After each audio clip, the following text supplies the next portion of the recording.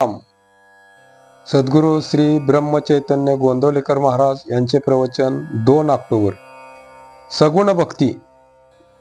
सर्वाभूती भगवंत आहे याची खात्री पटायच्या आधी तो माझ्यात आहे हे पटले पाहिजे.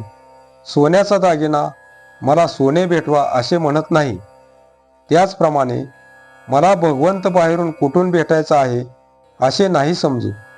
तो आपल्या जवळच आहे.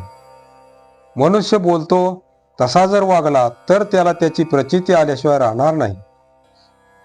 मी कुणाचा आहे हे जर जाणले तर मी कोण हे कळायला वेळ लागायला नको. सत्समागम केला म्हणजे मी कोण आहे हे कळते. साक्षी रूपाने नटलेला जो मी, त्याला पाहायला जंगलात जायला नको. माझेपण सोडावे म्हणजे मीचा बोध होतो. भगवंत चोहीकडे भरलेला आहे असे आपण नुसते तोंडाने म्हणतो, पण त्याप्रमाणे वागत नाही हे आपले मूळ चुकते. भगवंत माझ्यात आहे तसाच तो दुसऱ्यातही आहे हे आपण सोयीस्करपणे विसरून जातो. जसा खोलीतला दिवा प्रकाशाने सर्व खोली व्यापून टाकतो, तसे हे सर्व जग भगवंताने व्यापून टाकले आहे. मी कर्ता नसून राम कर्ता आहे हे म्हटले म्हणजे त्यात सर्व आले. पोशाख निरनिराळे केले तरी मनुष्य हा एकच असतो. संन्यास हा मनाचा असतो, पोशाखाचा नसतो.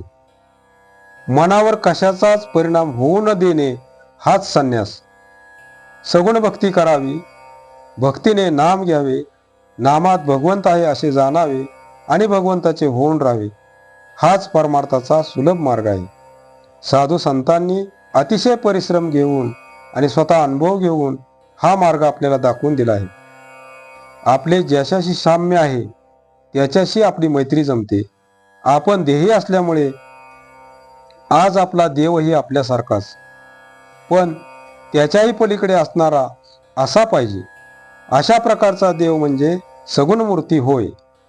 लहान मुलगा एखाद्या वस्तूसाठी हट्ट करू लागला की आपण त्याच्या पुढे ज्या वस्तूसारख्या इतर पण बाधक नसणाऱ्या वस्तू टाकतो, त्याप्रमाणे सगुण उपासनेचा परिणाम होतो. दृश्य वस्तूवर आपले प्रेम आहे, जे दिसते ते सुखाचे आहे असे आपल्याला आज वाटते. म्हणून आपणच आपल्या कल्पनेने भगवंताला सगुण बनविला आणि त्याची उपासना केली. आपली बुद्धी निश्चयात्मक होण्यात या उपासनेचा शेवट होईल. आग्रह आणि प्रेम फक्त एका भगवंताच्या देहाबद्दल असावे. इतर देहे असावीत पण त्याचा आग्रह नसावा. प्रपंचामध्ये व्यवहार होत असताना भगवंतापासून जेव्हा वृत्ती हलत नाही तेव्हा तिला सहज समाधी असे म्हणतात. सहजपणाने जगणे म्हणजे सहजपणातून वेगळे न राहणे हीच सहज समाधी होय. राम सर्व करतो आणि राम माझा दाता आहे ही भावना ज्याची स्थिर झाली त्याच्यावर भगवंताची कृपा झाली असे समजावे. त्याच्या जन्माचे सार्थक झाले हे सांगणे नकोच. आजचे बोधवचन: नाम घेताना स्वतःचा विसर पडणे ही सर्वोत्कृष्ट समाधी होय. नामात स्वतःला विसरायला शिकावे. जानकी जीवन स्मरण जय जय राम. श्रीराम जय राम जय जय राम.